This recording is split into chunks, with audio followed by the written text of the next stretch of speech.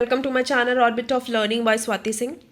So we have started the chapter 3, that is chemical reactions, bonds and chemical equation. We have completed the lecture 1 for this chapter, that is the part 1. You can go and watch that video too. So today we'll be starting up with the next topic, that is the types of chemical reactions. So there are many types of chemical reaction. They are being bifurcated. So let's start up with the topic. Types of chemical reactions. The chemical reactions are classified into different types depending upon the chemical changes taking place. उनको किस basis पे define किया गया, कैसे chemical changes उसमें जो है दिखाई देते हैं, उस बेसिस पे उसको जो है डिफरेंट उसमें रिएक्शंस में डिफरेंट टाइप्स में जो है बताया गया है. ठीक है. First one is the combination reaction. Combination क्या रिएक्शन होता है नाम से. अब हमें इसमें बहुत इतनी सारी चीज़ें होती हैं, बहुत सारे सब्जेक्ट्स होते हैं, तो आप नाम से इसको याद रखिए कि कॉम्बिनेशन रिएक्शन होता क्या है. इसमें क्या होता है, कंबाइन. कॉम्बिनेशन मतलब कंबाइन करते हैं. जब दो या दो से ज़्यादा जो है रिएक्टेंट्स को हम कंबाइन करके एक सिंगल प्रोडक्ट बनाते हैं, उसको बोलते हैं हम combination reaction. A reaction in which two or more reactants combine to form a single product is called combination reaction. Such reaction may occur in between the elements or compounds. अब इसका example देखिए. Calcium oxide reacts vigorously with water to form calcium hydroxide. अब इसमें दो जो है reactants है, कौन कौन से, कैल्शियम ऑक्साइड जिसको हम क्विकलाइम भी बोलते हैं, और वाटर. जब ये दोनों रिएक्ट करते हैं तो क्या बनता है, calcium hydroxide, that is slaked lime, और हीट जो है रिलीज होती है. नेक्स्ट देखते हैं. Solution of calcium hydroxide is used for white washing walls.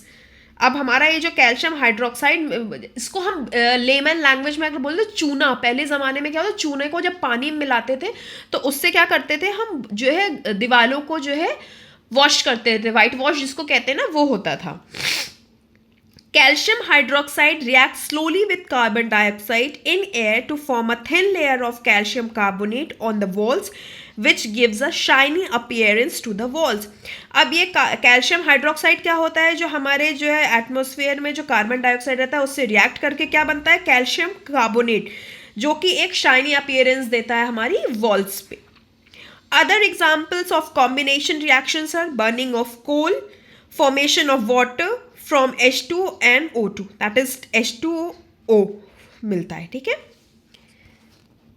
Next is the decomposition reaction. अब क्या होता है, पहले क्या था, कॉम्बिनेशन कंबाइन हो रहे थे, डिकम्पोज मतलब वो ब्रेक डाउन हो रहा है. तो अब जो एक रिएक्टेंट होता है, अब रिएक्टेंट साइड पे जो रिएक्टेंट होता है वो सिंगल होता है. सिंगल रिएक्टेंट जो है डिफरेंट उसमें जो है टूटता है, उसको बोलते हैं decomposition reaction. A reaction in which a single reactant breaks down to form two or more products is known as decomposition reaction. On the basis of the form of energy required for the reaction, these reactions are of three types. अब इसमें भी ये 3 types के होते हैं, जिस type से उसको एनर्जी चाहिए होती है. First is thermal decomposition. These reactions use the energy in the form of heat for decomposition of the reactant. अब thermal decomposition में क्या होता है, उसको कौन सी एनर्जी चाहिए होती है, हीट एनर्जी चाहिए होती है डिकम्पोज होने के लिए. So let's see the example. Decomposition of lead nitrate and calcium carbonate is given. अब क्या होता है, लेड नाइट्रेट को जब हीट अप करते हैं तो क्या मिलता है हमें, लेड ऑक्साइड, नाइट्रोजन डाइऑक्साइड और ऑक्सीजन. तो क्या हुआ, लेड नाइट्रेट क्या हुआ, डिकम्पोज हुआ. किससे, हीट से. तो उसको हमने बोला थर्मल डिकम्पोजिशन. नेक्स्ट है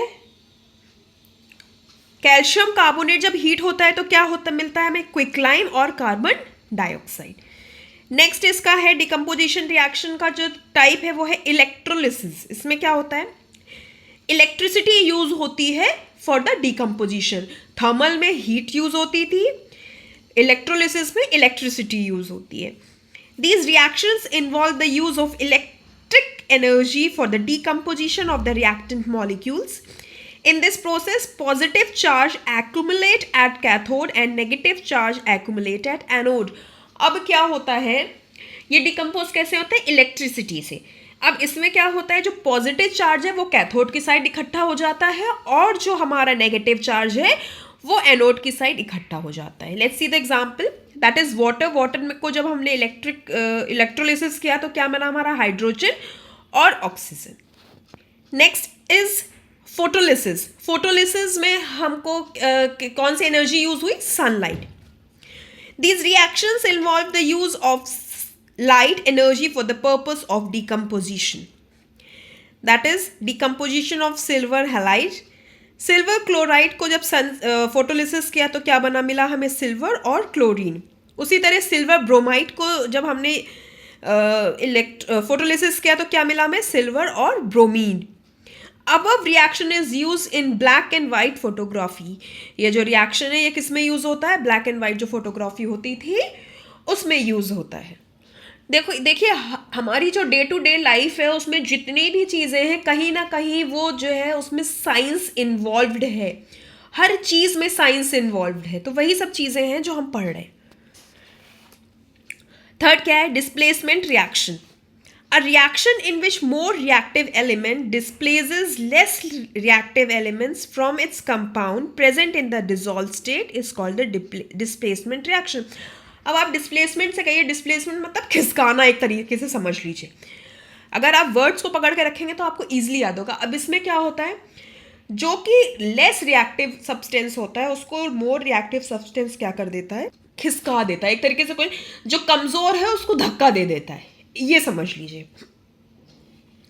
for example, iron being more reactive than copper displaces copper from the aqueous solution of its compound. अब आयरन और कॉपर सल्फेट है, इसमें क्या हुआ? आयरन क्या है? ज़्यादा रिएक्टिव है तो उसने कॉपर को हटा दिया तो क्या बन गया हमारा? फेरस सल्फेट और कॉपर हट गया. Next is the double displacement reaction.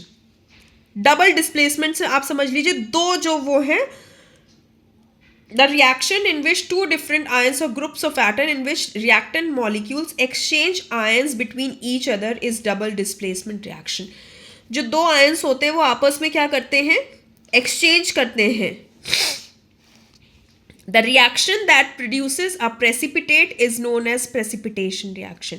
अब इसमें क्या होता है? जब केमिकल रिएक्शन होता है तो प्रेसिपिटेट भी बचता है तो उसको हम और क्या बोल सकते हैं? Precipitation reaction. Reaction between sodium sulphate and barium chloride is a double decomposition reaction which forms barium sulfate precipitate along with sodium chloride solution.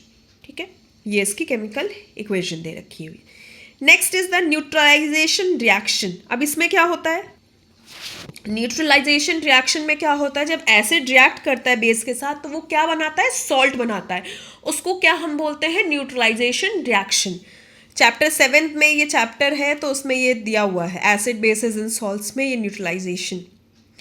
The reaction in which acid reacts with base to form salt and water are called neutralization reaction. That is, example देखिए, जब sodium hydroxide और sulphuric acid जो है react करता है, जैसे क्या हुआ? ये सल्फ्यूरिक एसिड क्या है? हमारा एसिड है और सोडियम हाइड्रोक्साइड हमारा बेस है. इसने क्या बनाया? कौन सा सॉल्ट बनाया? Sodium sulphate. ठीक है. Next is the reversible and irreversible reactions. अब रिवर्सिबल रिएक्शंस क्या होते हैं? जो दोनों डायरेक्शन में जो है वर्क कर सकते हैं, और इरिवर्सिबल जो एक ही डायरेक्शन में. बेसिकली हमारे जो एक्सक्यूज मी, हमारे जो केमिकल रिएक्शंस होते हैं वो इरिवर्सिबल होते हैं. A chemical reaction which proceeds in both direction is called reversible reaction. इसका एग्जाम्पल नाइट्रोजन और हाइड्रोजन को जब हम जो है क्या बनता है? अमोनिया.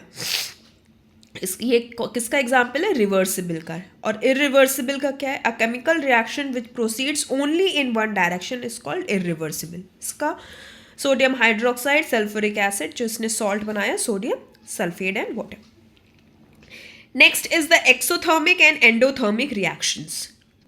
अब एक्सो मतलब क्या होता है? इसमें क्या होता है? जो हमारी रिएक्शन होती है इसमें हीट जो है इवॉल्व होती है, निकलती है. और एंडोथर्मिक में जो हीट होती है वो अब्जॉर्ब होती है. ये एंडो मतलब हीट अब्जॉर्ब हो रही है, एक्सो मतलब हीट रिलीज हो रही है, इवॉल्व हो रही है.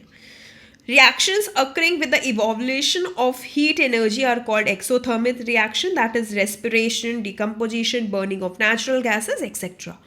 And reactions which occur by the absorption of heat energy are called endothermic reaction, that is photosynthesis, decomposition, etc. Next is isomerisation और रीअरेंजमेंट रिएक्शन. अब इसमें क्या होता है, इसमें बेसिकली देखो रीअरेंजमेंट से आप समझ जाइए जो हमारे एटम के मॉलिक्यूल्स होते हैं वो रीअरेंज होते हैं. A chemical reaction in which the atom of molecule of a compound undergo rearrangement is called isomerization or rearrangement reaction. It is generally seen in the organic compound.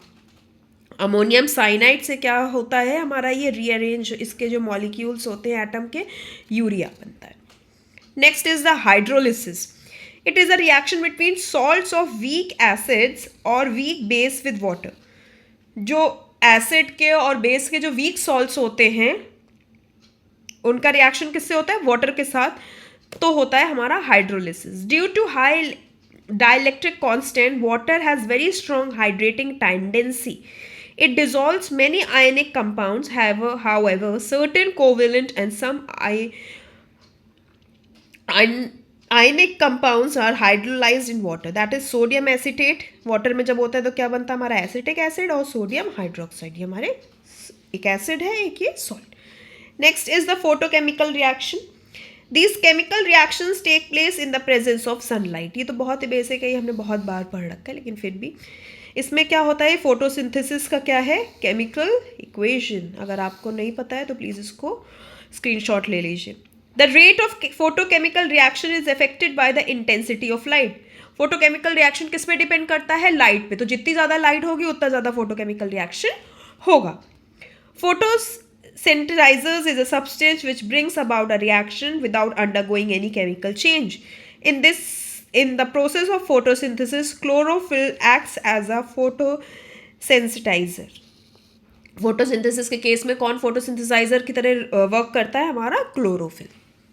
सो अभी मैं यहाँ पे इस टॉपिक को रोक रही हूँ. नेक्स्ट हमारा लास्ट टॉपिक बचेगा ऑक्सीडेशन और रिडक्शन रिएक्शन. ये मैं थर्ड पार्ट में कंप्लीट कराऊंगी. So if you are liking this series, please like, share and subscribe my channel.